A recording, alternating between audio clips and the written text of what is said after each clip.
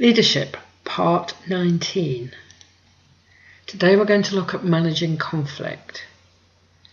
We offer tools, techniques and strategies to help you handle conflict.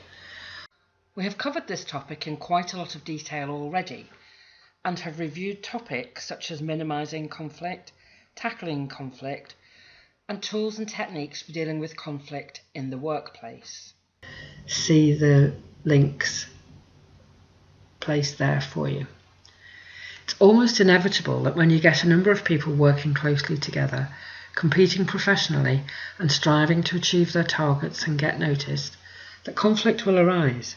Some managers manage by conflict, deliberately pitting their teams against each other with conflicting targets. An example of this would be in retailing, where the buyer is targeted with optimizing profitability, while stock controllers are targeted with moving stock through the business, regardless of profit achieved. The management rely on the judgment of their teams to achieve the best result for the business, but it's not always the case. So is it any wonder that tensions arise, petty jealousies get out of proportion, and incidents need to be managed? Situations may arise not only between employees and colleagues, but may also involve clients or contacts in supplier companies. A strong manager and leader must be alive to what is happening around them and intervene to resolve difficult situations in the workplace. It falls to leaders and managers to diffuse the situation and get everyone back on track, focusing their energies on the business and its performance instead of squabbling. Again, the skills needed to do this are effective listening, communication, empathy, interpersonal skills, and using emotional intelligence, all of which, as we've said, can be honed. Conflict at work, tools and techniques to handle it.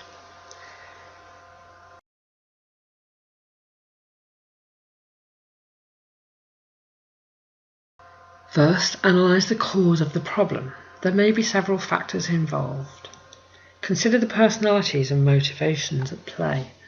Remember that people are all different and have their individual motivations and fears. Visualise a strategy for resolution of the conflict, or several strategies if you can. Once you've identified the problem, solutions should begin to present themselves. Then approach the relevant personalities privately and discreetly and discuss the issues with them, revising and reformulating your approaches as the discussions evolve. Conflict management strategies. Consider which of these 5 basic approaches are best for you to use in each situation to resolve conflict. Withdrawal, essentially not engaging with the problem and ignoring it. Smoothing over, play the problem down. Forcing a solution, use your position and authority to deal with the issue. Compromise, you negotiate a workable compromise with all parties. Or collaboration, you negotiate an effective group solution and a win-win outcome for everyone and the business. Again, if you go back to the original modules, you'll see which is best in particular circumstances. Conflict can be resolved positively. Try not to see conflict as threatening and resolve it in constructive ways.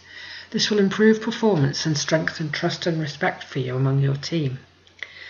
To resolve conflict positively, you should focus on the current problem. Don't let people hold grudges and resentments. Decide what is worth arguing about. You won't have time to sort everything out. Focus on the main point first. Forgive, forget, and move on. And if a conflict can't be resolved, agree to disagree.